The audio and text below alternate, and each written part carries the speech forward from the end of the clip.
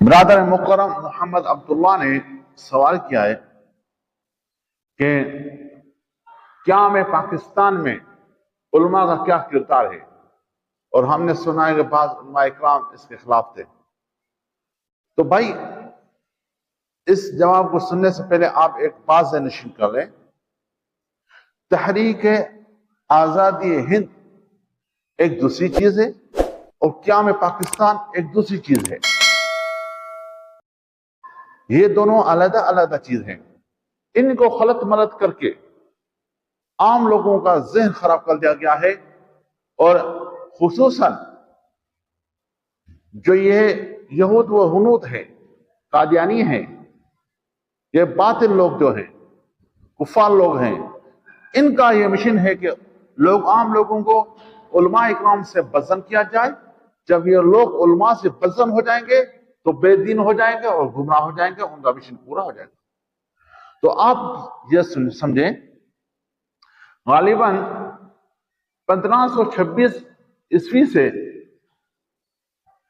1857 عیسوی تک تین صدیوں تک مغل بادشاہ کا دور تھا، اور آخری مغل بادشاہ ظفر شاہ تھا۔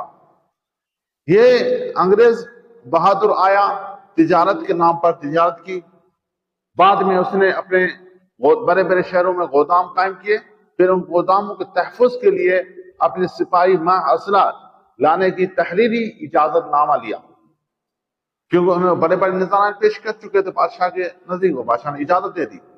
پھر آخر میں وہ آگے چل کر وہی گودام ان کے اصلی مرکز، عسکری مرکز ثابت ہوئے، اور بعد میں انہوں نے ظفر بادشاہ کو معذور کر کے اور ہند پر قبضہ کر لیا، جس بعد صدیوں سے مسلمانوں کی حکومت تھی۔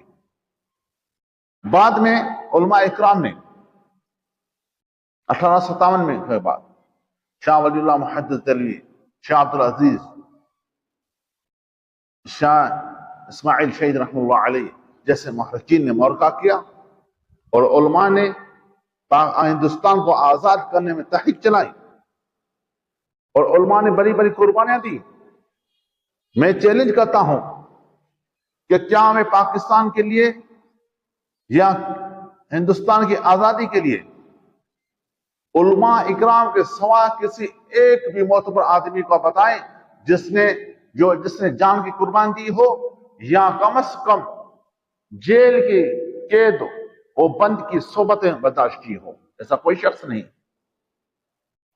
سب کو بٹھائے بٹھائے پلیٹ کے اندر چیزیں ملی۔ علماء نے قربانیاں دی، مالدیپ سے لے کر مالٹا تک جیلیں اس بات کی گواہ ہیں کہ علماء اکرام کو یہاں قید کر دیا گیا، انہوں نے تہ و بند کی راتیں گزاری، انہوں نے یہاں کیا مصیبتیں گزاری۔ پھر اس ہند کے آزادی کے لیے بہت سی تحریکیں چلی، جس میں مالکہ بالا کوٹ مشہور ہے، شاملی کا مالکہ شاملی مشہور ہے، تحریک ریشمی رومال، اور بہت سی چھوٹی چھوٹی تحریکیں چلی اس کے آزادی کے لیے۔ بعد آزان مولانا قاسم محدث رحمہ اللہ علیہ، شیخ ہند رحمہ اللہ علیہ، مولانا شوکت علی، مولانا محمد علی جوہر رحمہ اللہ علیہ، مولانا سلیمان ندوی اور مفتی کفایت اللہ رحمہ اللہ علیہ، اور بہت سے علماء اکرام نے اس تحریک کا حصہ لیا، اپنی جانیں دی۔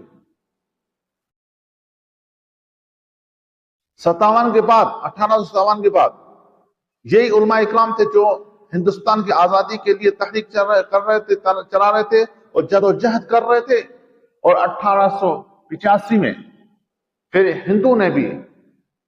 ہندو رہنماؤں نے بھی اس میں ہاتھ دھو لیا، اس میں آ کے ملے کہ ہم بھی تحریک ہند میں حصہ لیتے ہیں، کہ یہ ہمارا ملک ہے، ہم انگریز کو یہاں سے بھگاتے ہیں۔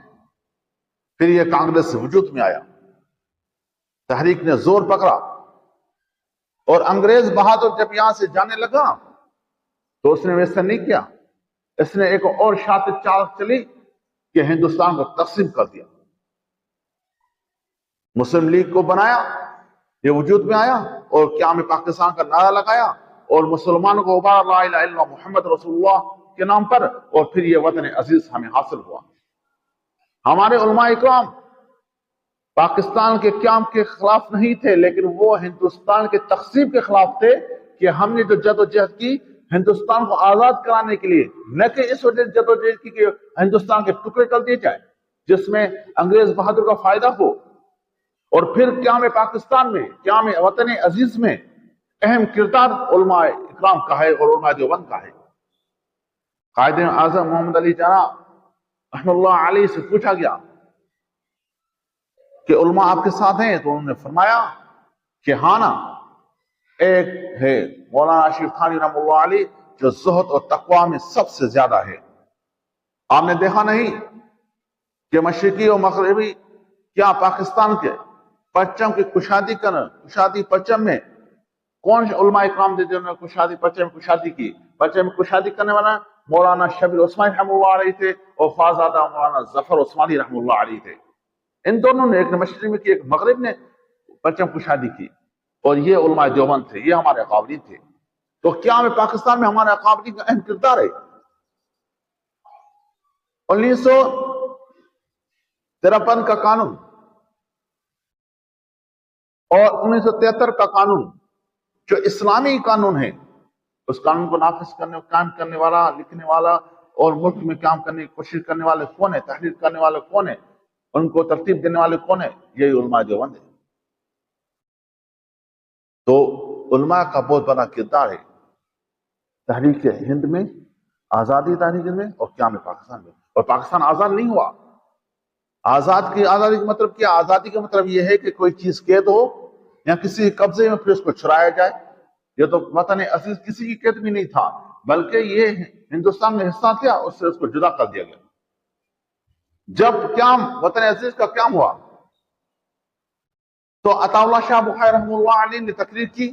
انہوں نے بیچ میں ایک بہت بڑا لکڑی کا تھا رکھا، لکڑی رکھی اور اس میں بیچ میں کلہاڑی ماری اور کہا اب ہمیں اور انگریز کے، ہمارے اور ہندوستان کے بیچ میں انگریز اس طرح کھڑا ہوگا جس طرح ایک کلہاڑی اس لکڑی کے اندر کھڑا ہے۔ اور ہمارے علماء نے یہ کہا تھا یہ ہندوستان کی تقسیم نہیں، یہ مسلمانوں کی تقسیم ہے۔ اب انہوں نے پھر کہا کہ ہندوستان میں مسلمان ثابت سلامت نہیں رہے گا اور وطن عزیز پاکستان میں اسلام ثابت سلامت نہیں رہے گا، اور آج ان کی یہ بات ازہر میں شمس سے زیادہ ثابت ہو رہی ہے۔ یہ کردار علماء اکرام کا۔ لاہور سے لے کر دلی تک کوئی درخت نہیں تھا جس میں کسی عالم کی لاش کو لٹکایا نہ گیا ہو، یا علماء اکرام کو آگ میں ڈال دیا، زندہ جلا دیا نہ گیا ہو، یا توپوں کے منہ میں رکھ کے ان کو اڑا دیا گیا نہ ہو۔ ایسا ہو ہی نہیں سکتا۔ یہ سب کچھ علماء اکرام کا کردار تھا جو علماء اکرام کو ایسی مصیبتیں دی جائیں۔ تو سمجھنے چاہیے کہ، اور پھر عطا اللہ شاہ بخاری رحمۃ اللہ نے ایک بات کہی کہ مسجد کے بنانے میں اختلاف ہو جاتا ہے، لیکن جب مسجد بن جاتی ہے تو تحفظ کے لیے سب کو فرض ہوتا ہے اس کا تحفظ کرے۔ تو ابھی وطن عزیز بن چکا ہے، ہم سب پر فرض ہے کہ ہم وطن عزیز پاکستان کا تحفظ کریں، اور الحمدللہ آج ہم جمعیت علماء اسلام کے شکل میں وطن عزیز کے محافظ بن کے کھڑے ہیں۔